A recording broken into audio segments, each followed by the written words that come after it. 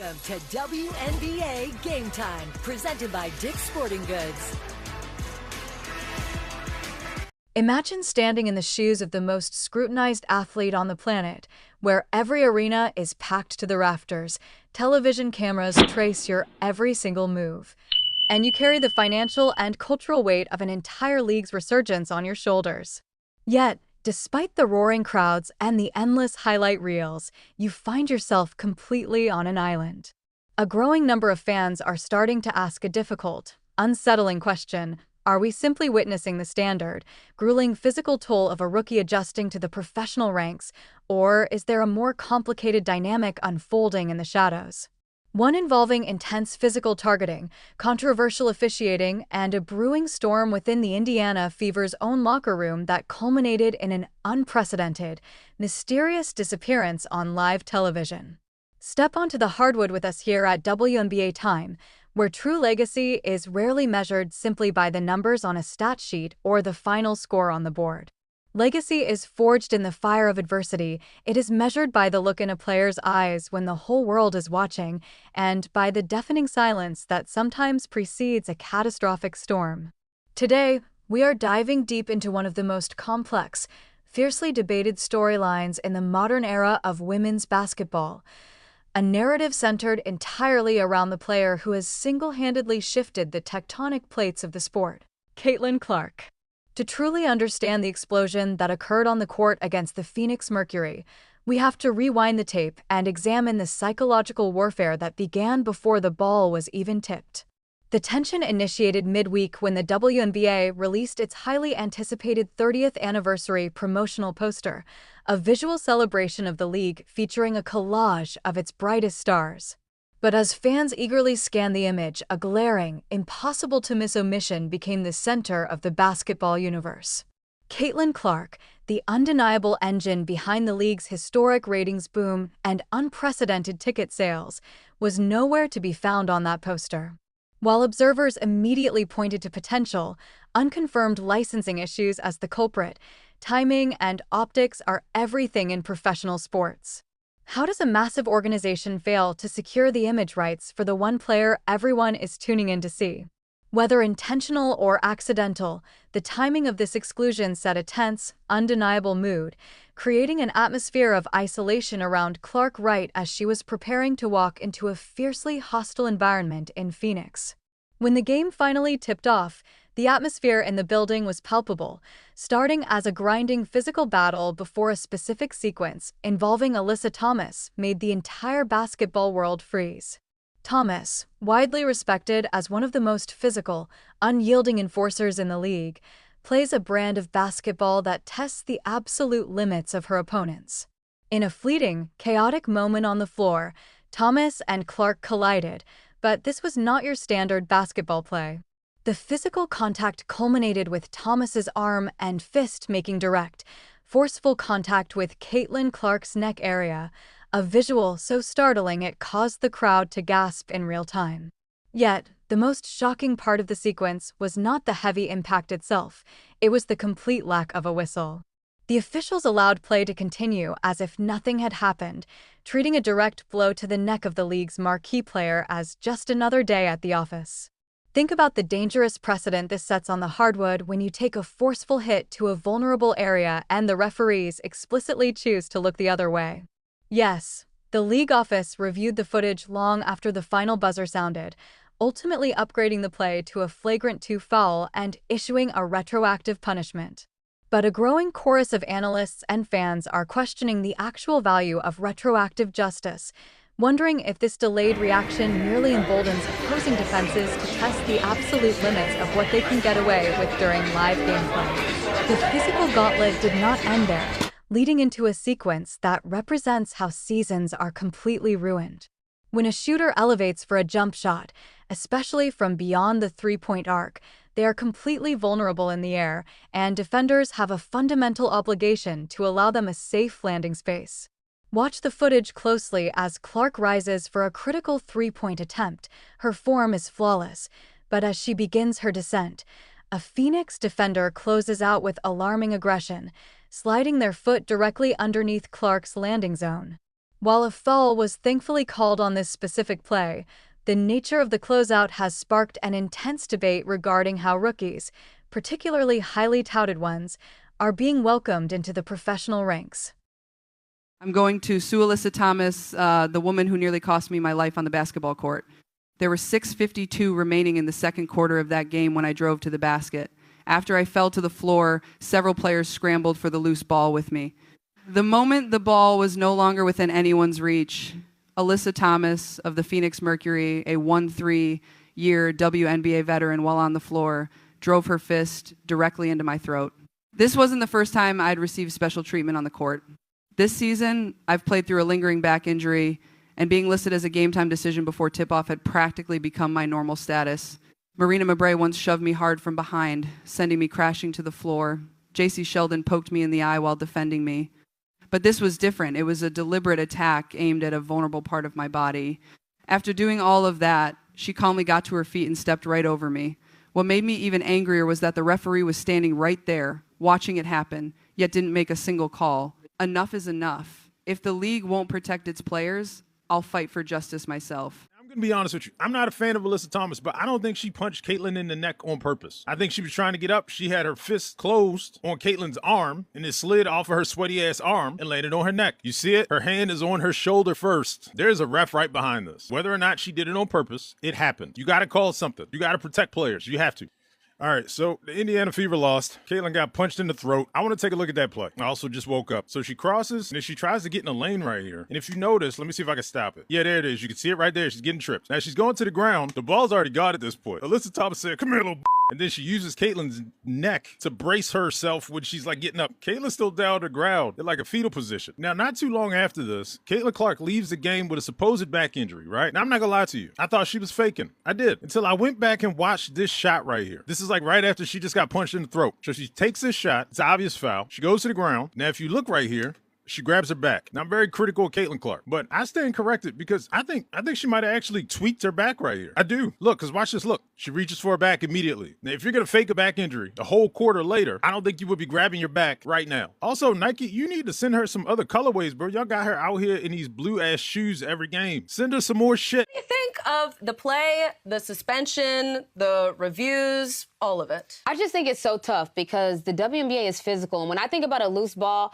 I know that I've died at the bottom of some loose balls before. I'm not gonna hold you. Like some hands. I played with AT, who I've been on her team and caught an elbow, but even still, there's players like that are just physical players. So it is tough when you get in those scrums. I did, like, you see the fist on the neck, but it happens so fast that I don't know. But for me, it was like, it's hard to distinguish a loose ball. Like, are you going to look at all the loose balls? Because, like I said, I've died a couple times on loose balls before. I'm not going to even hold you. That's relatable because you were my vet. I was a rookie. On that same team was Alyssa Thomas. And as teammates, when there was a loose ball, I know I came up Get out the way! with Alyssa because when she sees red in those situations, she's going to do whatever it takes to try to get the ball.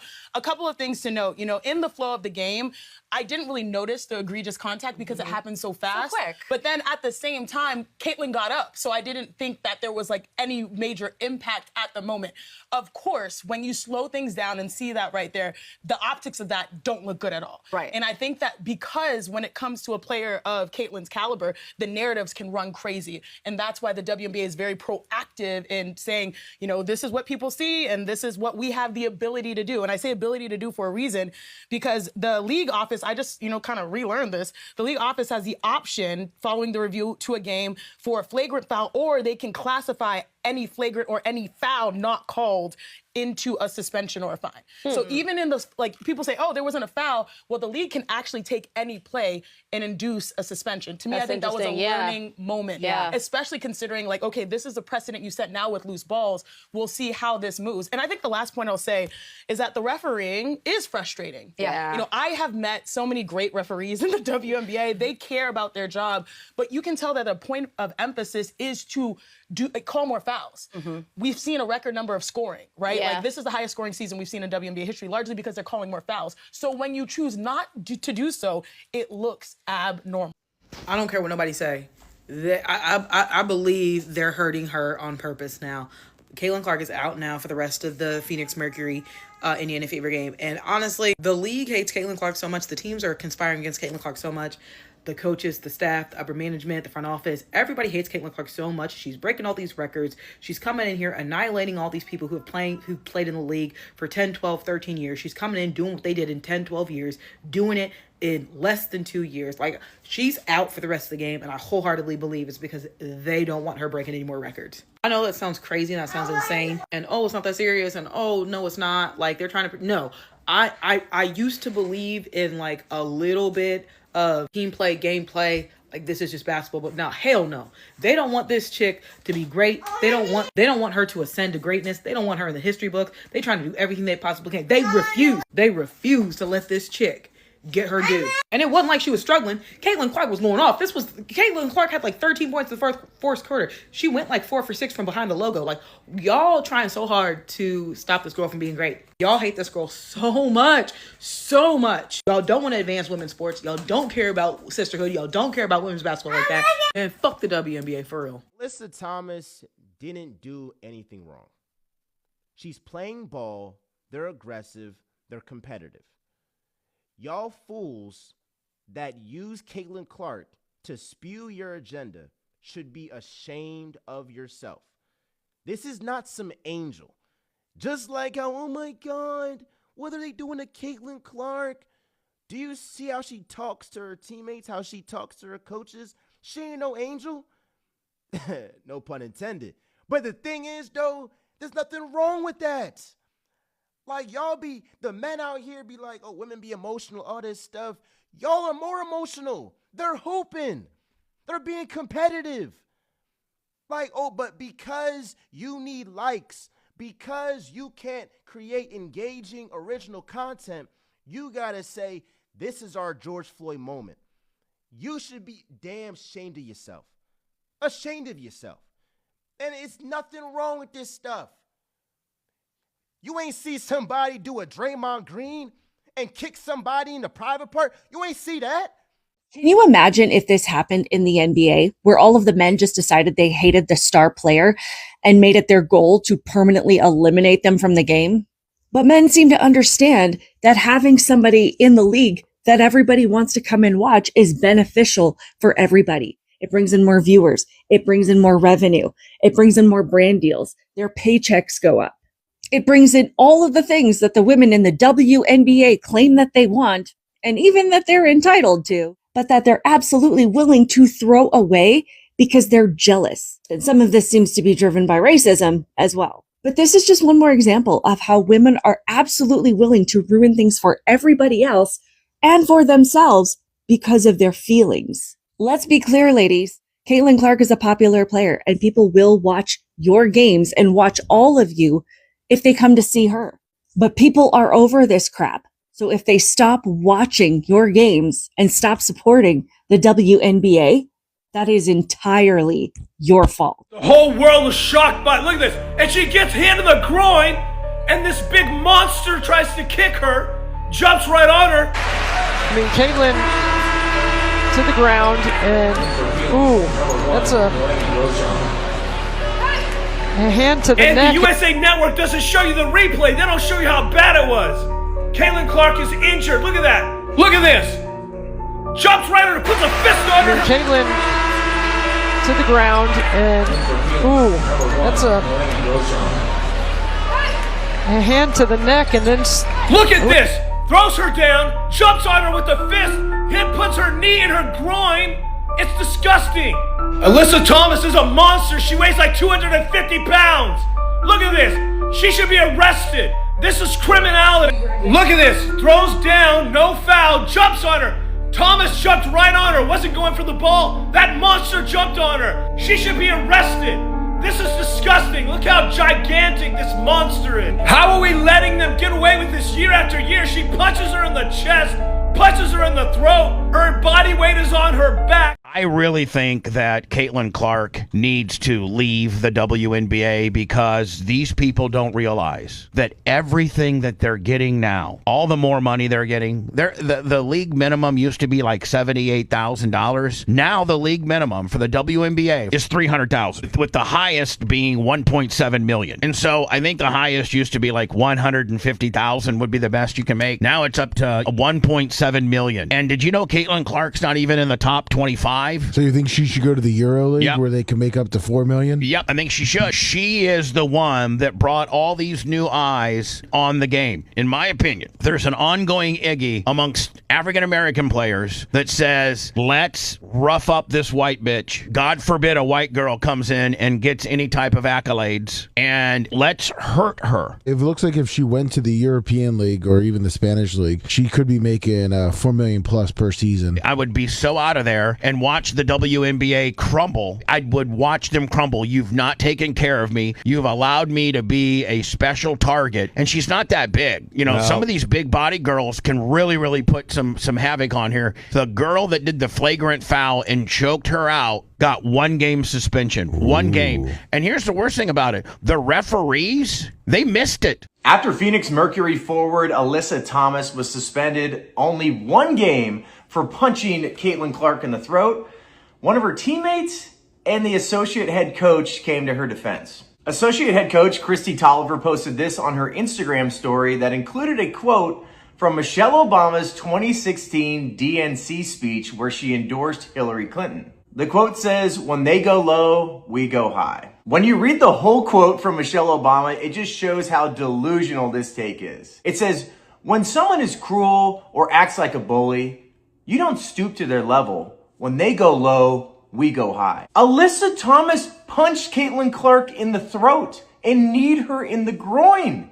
If anybody is cruel and a bully, it's Alyssa Thomas. Also, Thomas's teammate Natasha Mack took to Threads, which is the most liberal social media website only behind Blue Sky, to say, it's free AT until AT free.